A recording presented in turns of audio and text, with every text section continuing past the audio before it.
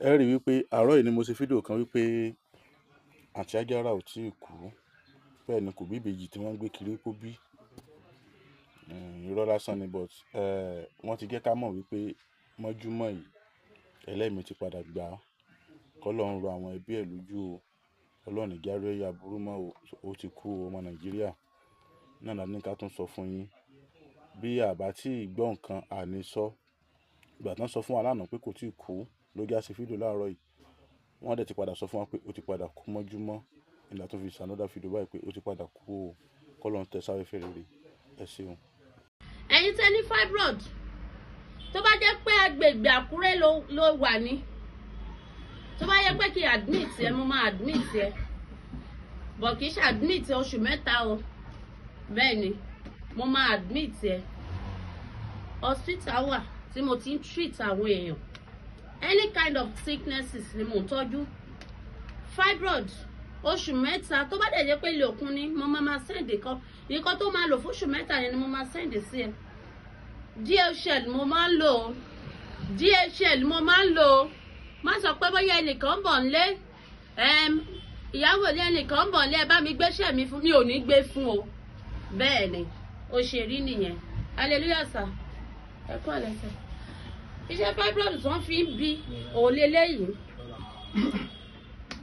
liquid ẹ̀ àti powder ẹ̀ ó máa dà sẹ́nu, ó máa fi ọ̀tí lò, dry gin nínú kó ṣe lord or shinap. Tó bá ti lò ó máa rí omi ara ó máa rí omi ara. Tó bá ti rí omi ara, ọjọ́ kejì ọjọ́ kẹta o lè dédé rí nǹkan oṣù, ó máa bù jáde, kẹ́rù má bà ẹ́. Ìwọ ló lo ètò fibroid. Tó bá dẹ̀ ti lo product mi kò padà grow, àbí o ti ṣe surgery ẹ̀ rí, o ti ṣe operation ẹ̀ rí, ó padà grow. Tí èèyàn bá ti ṣe operation fibroid, tí ó bá ti fi lóyún between 12 months, ó máa padà grow. Bẹ́ẹ̀ ni ó padà grow.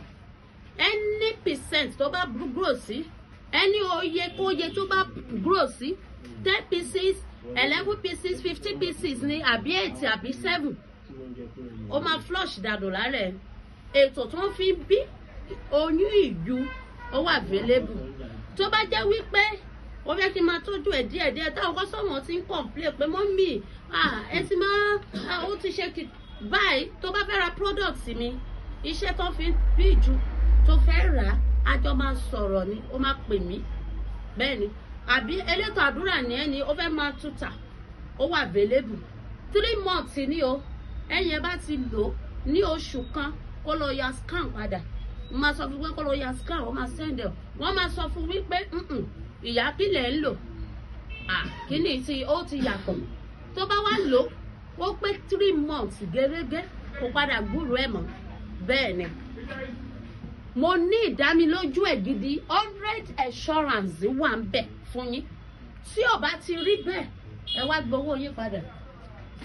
Iṣẹ́ stroke òlélẹ́yìí, stroke ń yọ ẹlẹ́nu òlélẹ́yìí. Ètò tó máa lò ní ọṣẹ àti mímu ẹ̀ lélẹ́yìí, ó máa flush ẹ̀ dànù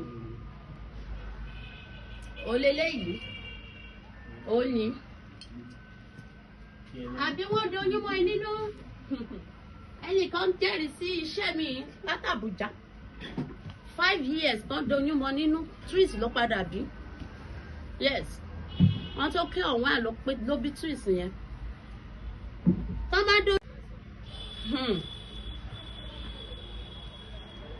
wọ́n lọ double decker mi, double decker spam la máa ń pè é.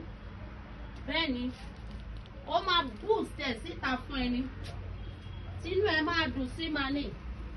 Òlélẹ́yìí, bóyá o ti bá obìnrin lò pọ̀, ìtọ̀ ló máa ń tọ̀, iṣẹ́ tó máa lò ní, iṣẹ́ tó máa lò lélẹ́yìí. Ṣé o ti rí bẹ́ẹ̀ yẹn? Mo dẹ̀ ní candle, rainbow candle wà, holy michael wà. Bẹ́ẹ̀ ni lóríṣiríṣi. Òlélẹ́yìí, giant candle, image candle, kò sí candle tẹ́ bèrè tí mi ò ní. Gbogbo ẹ̀ ni mo ní pátápátá. Bẹ́ẹ̀ ni